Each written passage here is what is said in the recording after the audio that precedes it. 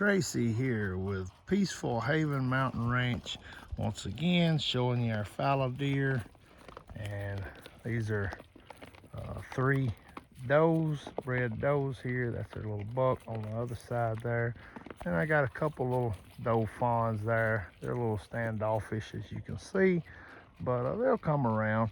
This is only about they come in on Thursday, and this is being videoed on Saturday. So that, you know, they're still having to get used to us and all, but that's fine. That can be expected. But you can see we have some halflangers. You probably see them on further off there, off in another pasture, and then of course that's our part of our little farm over here, the beautiful mountains of Northeast Tennessee. It's nice to be here in Joy, a place we love, but we just want to bring you along for this little excursion of as we begin our fallow deer operation. They're just eating here. Put them out a little corn and little sweet feed, let them see how they get to liking that. Try to get them to where they'll want to come around a little more and be a little closer and all.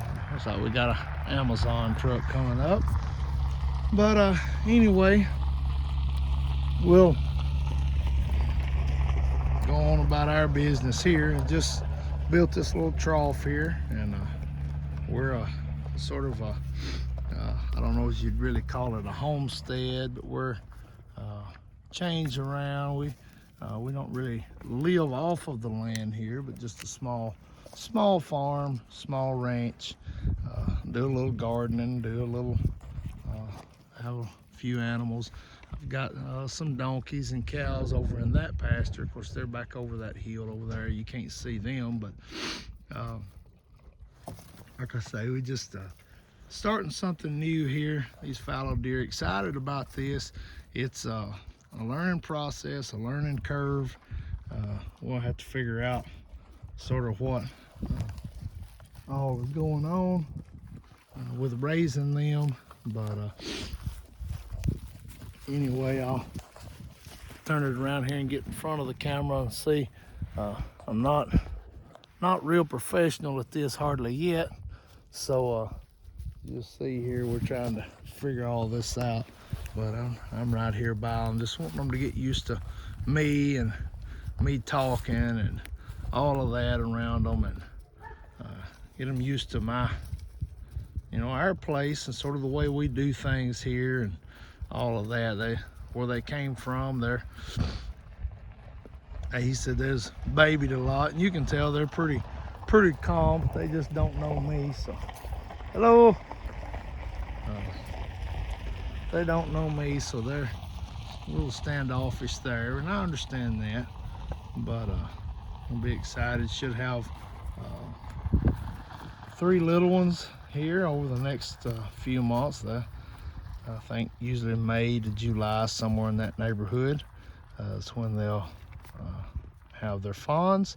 And of course, as most of you know, if you know anything about fallow deer, you know that they just have one deer at a time. They don't have multiples like whitetail. They just have one. They're a little smaller than a whitetail. They don't jump like a whitetail. I have them behind well, this is actually just a 4-foot fence. I don't have nothing on it. This is also the dog pen fenced around the house, but it's a 4-foot fence. Of course, it's on the side of a hill. A lot of it is here, so it's like being a taller fence. But down the other fence around is 5 foot. It's a 4-foot with 2 strands of high tensile wire and 6 inches apart above it to bring it on up to 5 foot. But we've had no problem with them even acting like this, thinking about wanting out. But a whole lot of the people, I'll put it that way, that has them may have 5-6 foot fences, but they have 4-foot gates, and they said they don't ever get out. don't jump them. So, you know, I mean, they're gonna jump your fence is no better than the weakest part of it. You know, we know that and understand that. So we'll just enjoy our deer here, and I'm gonna ease on down this way and ease out of the pen, but let them little fawns come in and get them some. See if they can let them come up and get them something to eat. I'll back away here a little bit and see what becomes of that. There's a barn or house, and more of the farm outlay. Look around. Now that building that you see over there, my neighbor, I actually own around him, but he has a little shooting house up there, and he does a lot of target practice and stuff up there. He actually has a gun range.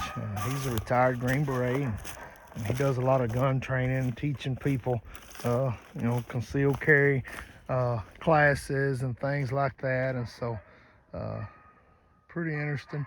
You can see a tractor there. I had the trough, and I was sitting on the tractor I just brought the trough, and so I had it sitting on that pallet on my pallet forks, and so that was the deal with all of that. Oh, I'm holding the camera wrong. But anyway, so hope you enjoyed this little video, and that's their shelter they got, the little shed up there you can see. And of course, not a lot of growing here. I just had this cleared off. Actually, a man come in and bush hogged it with a skidster, and it was really growed up pretty rough.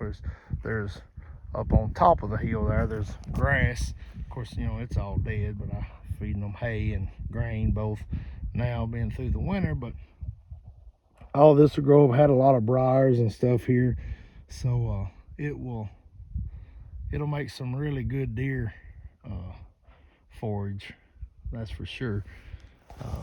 But anyway, hope you enjoy it. And one more good look here. Let's see if we can zoom in on them where you can see them even